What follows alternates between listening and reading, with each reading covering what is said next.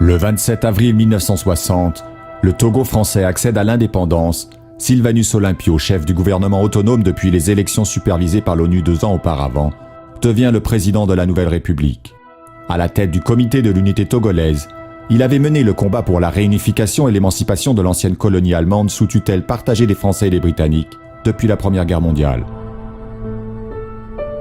L'Allemagne avait colonisé cette région de l'Afrique de l'Ouest dans la seconde moitié du XIXe siècle, en négociant des protectorats avec les chefs de la côte.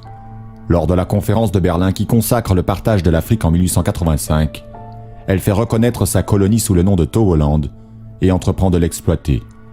Mais 20 ans plus tard, avec quelques centaines de colons, la présence allemande dans le pays reste toujours faible. Lorsqu'éclate la Première Guerre mondiale, le Togoland est rapidement envahi par les Britanniques depuis la Côte d'Or à l'ouest et par les Français depuis le Dahomey à l'est. Les Allemands capitulent dès août 1914 et sont expulsés. La colonie est occupée conjointement par la France et la Grande-Bretagne. Après la guerre, la Société des Nations attribue un mandat sur la partie ouest aux Britanniques et sur la partie est avec la capitale Lomé aux Français. Bien que les deux parties du Togoland devaient être administrées dans la perspective d'une réunification, les Français et les Britanniques incorporent les mandats dans leurs sphères coloniales respectives. La France intègre le Togo dans l'Afrique occidentale française, tandis que les Britanniques font de leur partie une province de la Côte d'Or. Après la Deuxième Guerre mondiale, les Nations Unies réaffirment la tutelle internationale sur le Togo face aux puissances coloniales.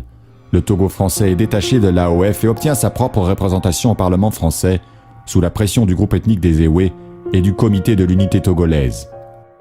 Alors que l'aspiration à l'indépendance des colonies se fait pressante, la question de la réunification des parties britanniques et françaises domine le débat politique au Togo. Mais en 1956, le Togo britannique opte lors d'un référendum pour son intégration au Ghana, l'ancienne Côte d'Or sur le point d'obtenir son indépendance. Pendant ce temps, au Togo français élevé au rang de république autonome en dépit des objections de l'ONU, l'administration coloniale s'efforce encore de promouvoir les candidats en faveur d'une politique d'intégration dans l'Union française. Mais la victoire du comité de l'unité togolaise aux élections de février 1958 condamne définitivement le maintien de la France. Sylvanus Olympio est chargé de former un gouvernement et 6 mois plus tard, la levée de la tutelle par les Nations Unies ouvre la voie à une indépendance complète du pays. La présidence de Sylvanus Olympio sera de courte durée.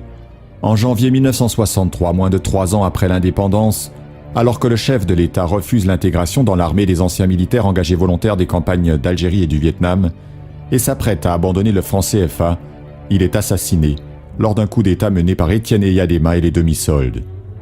L'ancien Premier ministre Nicolas Grunitzky, favorable au rapprochement avec la France, lui succède, mais 4 ans plus tard, il est à son tour déposé par Eyadema, qui s'installe au pouvoir et impose sa dictature pour 4 décennies.